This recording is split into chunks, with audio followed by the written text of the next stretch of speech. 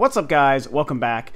So today I wanted to discuss Fatal Frame 5 a little bit because it's kind of one of those under-the-radar games right now, in a sense. Obviously, there was a little bit of hype and some hubbub not too long ago when it was revealed how the game was finally going to be coming to the West. Very, very exciting. But then, of course, announced as a digital-only release, and, you know, it was very interesting to see all the negative backlash to that, and I was actually sort of happy to see the negative backlash because I liked the fact that, A, people were excited about Fatal Frame 5, because I've been excited about it forever, and also the fact that people were still kind of fighting for physical media, and it's like, I feel like this has been the day and age where everyone's ready to just give up on physical media, and that makes me sad because you probably know me, that's the only way I really like to purchase my games and my movies and all these things. I prefer all the physical stuff. I like my collections and my stacks of games and not my huge DVD collection. That's important to me. So I was like, okay, people are still wanting their games physical. They're wanting Fatal Frame 5 physical, and they're excited about this game and willing to support it, and I thought that was great. It was the thing, I made a video discussing this, where it was the rare case where I was actually okay with and accepting the fact that it was digital only. Still very sad about it, but I wasn't mad because a year ago, when we didn't even know if the game was going to come out in the West, I said, hey, if you just release it digital, that's fine with me. At this point, I just want that game. I want to be able to play it. And if you're not going to bring it to the West, I mean, God, just make it downloadable so it's a very small investment for you, whatever allows me to play it. And you know what? That's what they did. So you know what I did is I bought it. I supported it. I've been playing it the last week or so. I haven't gotten as far in it as I would like because it came out only a few days before Halo 5. And also right after Yoshi's Woolly World. So I've yet to beat Yoshi, which you can see running behind me here. And I did take an absolute break to play through Halo 5. There was no doubt I was going to stop Fatal Frame altogether to play through Halo 5, which I did. I'm not going to talk about Halo 5 in this video, other than that it's amazing. But, you know, I was able to go back to Fatal Frame after that. So I've now been playing it the last couple of days. And so I wanted to quickly share some of my thoughts and my feelings. You're watching gameplay of it right now. And kind of just go into the details about what I think, because it's a game that I think a lot of people weren't sure about, and people didn't know if it was going to be good or not, and you can try the demo for free, and what about after the demo and you play the full game? Is it worth $50 and all these different things? So my opinion, my ultimate opinion is I am loving the game. It is not perfect. It has some control flaws, but it's great. And the reason it's great is because, for one, you know, full disclaimer, I am a gigantic horror game fan. I love horror movies, I love horror games. I just like the scary horror genre. It's only a couple of days after Halloween. Halloween is always a great time, you know, so it's a great time to release that game. Fatal Frame 5 is really, really good. What it does best is it has this amazing atmosphere. The ambience and the tone and the feel of the game as you're going through it. When you're actually kind of leaving sort of the safe areas, you know, kind of between chapters and at the beginning of every chapter, and then you go out to, you're going basically to the mountain, to this scary place in the woods that's kind of like a suicide forest, which my girlfriend and I theorized is based on an actual suicide forest that I think is located on Mount Fuji, she told me. There's actually a movie coming out about that pretty soon, too. So it feels like it's all kind of related to what is an actual real myth or legend in Japan, but there's a video game twist on it. And so when you go out to these areas in this game, it's awesome. It's great. Like, it's so creepy. It feels wonderful. Visually, it's really impressive, too. The character models are fantastic. The environments look pretty good. They don't look great, but they look pretty good. The animations are good when they look great when the game is controlling well. Sometimes there are control issues, but ultimately, visually, the game is more than pleasing enough to me. The character models are fantastic, and just that setting and that ambience. Also, the story. The story is really, really excellent, where you're kind of working, you're playing as three different characters who have three different stories that are sort of coinciding. And everyone gets their own version of the camera obscura, which of course is the camera that captures and sees the ghosts in the game. And you're kind of sort of following different notes that are giving you the lore and the history of the mountain and the forest and all the suicides, and the fact that some young people all over town are kind of getting wrapped up in different reasons to go to the forest, either themselves to kill themselves without knowing what they're doing, or to follow friends or family there who've disappeared and they think have gone to the forest to kill themselves. And so you're sort of tracking down people and spirits and all these things happening at the mountain in the forest. And so that's why you keep going back to this area, and the area is getting larger and larger as we go on. I'm in chapter 4, I think, right now, about to start chapter 5. I don't know how many chapters in the whole game. I think 12 or 13. So I haven't played super deep into the game, but I can tell you that the story is great. There's a lot of reading to get the story, and it's one of the few games where the reading actually isn't a nuisance.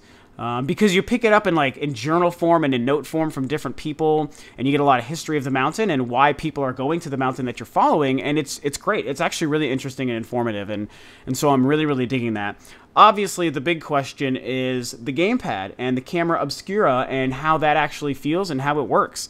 And also, while not perfect, it's pretty damned excellent. When you first start the game and you start using it and you bring it up and you're using it as your camera, it feels wonderful, man. Like you can't take your eyes off that thing. And I have this awesome swivel chair here that makes it great for me to turn around and do the 360 views. And I do it all the time. I can turn around behind me and still see what's going on. It's really, really cool. There's a lot of options. You're getting crazy points for attacking ghosts and taking their pictures and doing the thing. And there's a lot to upgrade in this game. A lot to upgrade. It's almost overwhelming, at least for this kind of game. Other games have more to upgrade, but just for this kind of game, I wasn't prepared for so much. There's different lenses, there's different cameras, there's different abilities for the camera, there's different abilities for the different lenses. All these things you can upgrade for each character's individual camera obscura, and it's cool, man. Like, it's very deep. The combat also has a lot going on as far as the different ways that you can take pictures of people, of ghosts, I should say, and actually attack them in different ways. And you can get fatal frame time, which allows you to take a whole bunch of pictures within a couple seconds to deal extra damage.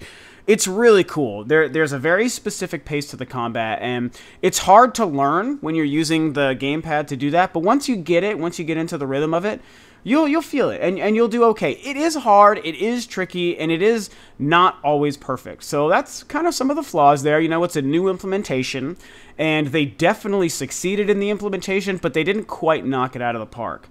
So I can say that. Like, there are times when, you know, there's so much happening at once, and like, it's not a fast-moving game, so it's hard to get the camera up and down and get it where you need to be, and sometimes you're overcorrecting, and that will absolutely happen. But I kind of chalk it up to just a learning curve that any game has. Typically, a learning curve in another game is just because we're holding controllers with buttons, and how do we press the buttons right?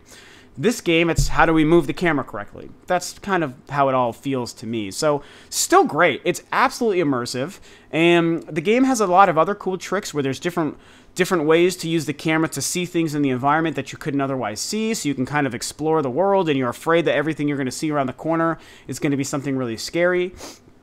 One of the last things I'll touch on here is the scariness of the game is ramping up big time. Early on, like the 2 chapters in the demo, for anyone who's played only those 2 chapters are a good taste of how the game feels, control-wise, but they're not a good taste of the pace of the game once it gets going, or the scary element of the game, because, man, it's starting to get really, really creepy. They really dole up the scares, and it's effective, and I can only imagine it's going to get better. I'm not even halfway through the game, and it's only getting scarier and scarier as I go, so I'm really, really digging that part, because that's part of the reason we play scary games.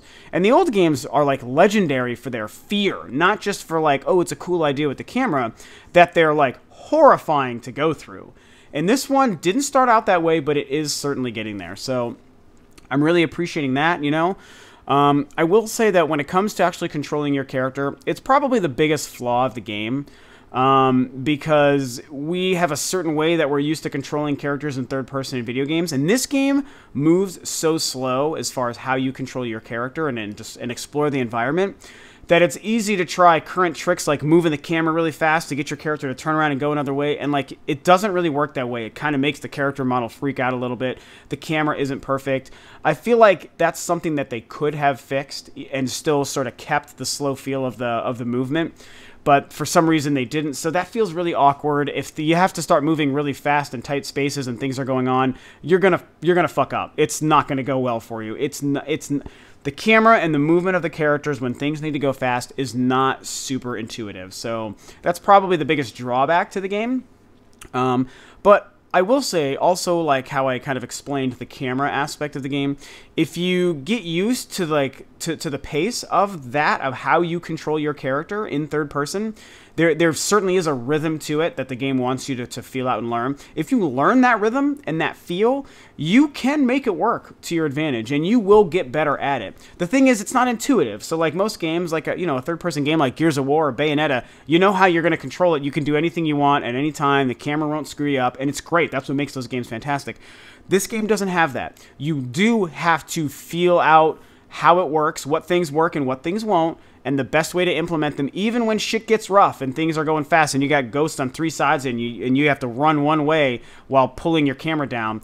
It's very hard to do, and it will be a struggle for a lot of people early on, and I think that probably enough so to turn some people off from getting good at it, and that's a shame. That's a mark of an imperfect control scheme. I absolutely have to admit that.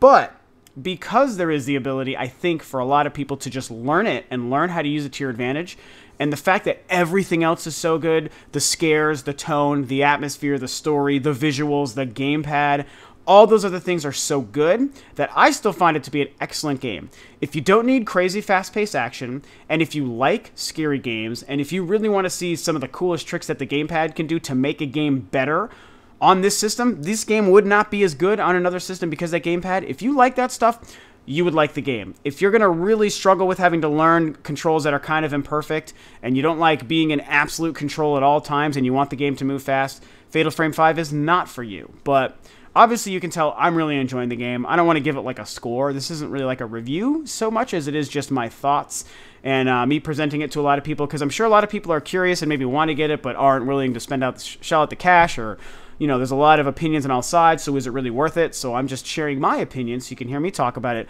I freaking love it. I wish that it was physical. I want this game in my hand so much because it is so cool and so unique. It just is really fantastic. I hope that this franchise stays exclusive to Nintendo moving forward, because this is the kind of thing that Nintendo needs. And I would love to see the next one, no matter what system it would release on, but I really can't wait for Fatal Frame 6, But obviously I have more to do in this one. Like I said, not even halfway through this campaign so far, but I'm going to be playing some more later today. Yeah, those are my thoughts. Fatal Frame 5 is excellent. It's definitely best because it's on the Wii U, because that controller makes it so much better. I prefer to use the Camera Obscura with this gamepad controller than with a regular controller. That's just less fun to me. So those are my thoughts. Anyone who's tried the game, please share those thoughts below. I've been chatting with my boy Terminator Juice the last couple of days. He also picked up and downloaded the full game. I know he's really enjoying it as well, so he's someone else you can probably chat with about it. I know he talked about it on Juice's Loose last night, which I've yet to watch. So Fatal Frame 5 is really, really a great horror game. Horror game junkies, 100% check it out. Everyone else, listen to my words and other reviews you've seen out there and determine if you think it would be for you or not. So those are my final thoughts. Thanks as always for tuning in, guys. Definitely check out Fatal Frame 5. This is Rob of Rule 2 Review, and I'll catch you guys next time on another video.